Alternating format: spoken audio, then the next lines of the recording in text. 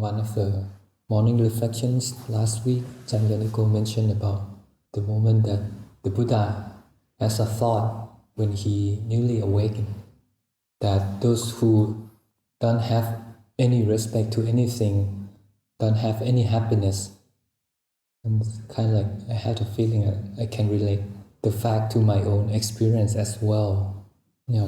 Putting oneself in the forefront, in the topmost position. I have no need to listen to anybody. I can decide what I want to do, or I'm the greatest being in the universe. I can sense that this will create an invisible tension as you have to consistently prove to yourself and sometimes to others that your views and opinions is the best. But once you cannot prove it, the pride will turn into a wound that will become like you're gonna have this ignoring defensive stance, or even worse than that, you feel collapsed. You don't know what you're gonna do in your life, what you doubt about the meaning of the life. But then the Buddha teaches us about the balancing of these two qualities, saddha, the faith, the confidence, and panya, the wisdom or discernment.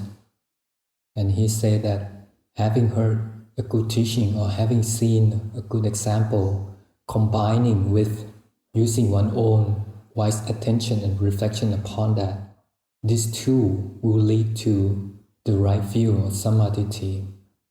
And this pattern happened a lot in the suttas. Many teachers in Thailand that I have heard their teaching, they always say that whenever or wherever the Buddha talk about saddha as a quality to develop, he will always mention about panya as well as a complementing quality.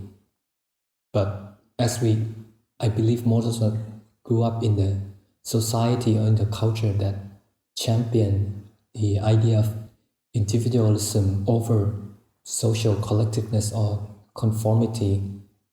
So it's normal to have the bias on using one's own discernment over having trust without questioning.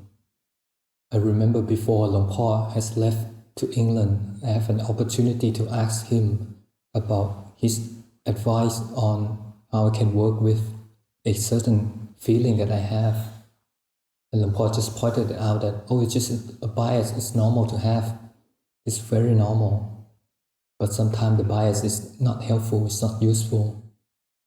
So being able to see that biases that we have, that we pick up along when we grew up, and be able to set that aside or even put it down, abandon it. So then the heart can be open, the mind can be open, and we can erase the boundary that limit our peace.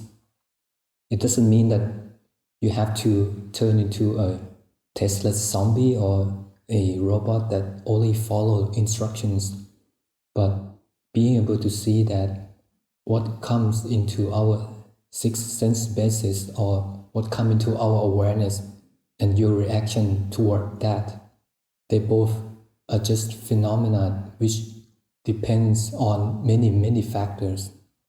And seeing that we can let go, we can being at ease, we can see that it's just the unpleasantness that we create by ourselves by holding that biases. So then the next time before we have a reaction on something, before we quote-unquote push the dislike button or even like button, why not try to put that reaction aside for a moment and try to see what can I learn from that moment, what can I learn from that situation or from that learning. But then also what can I learn from just witnessing that reaction itself.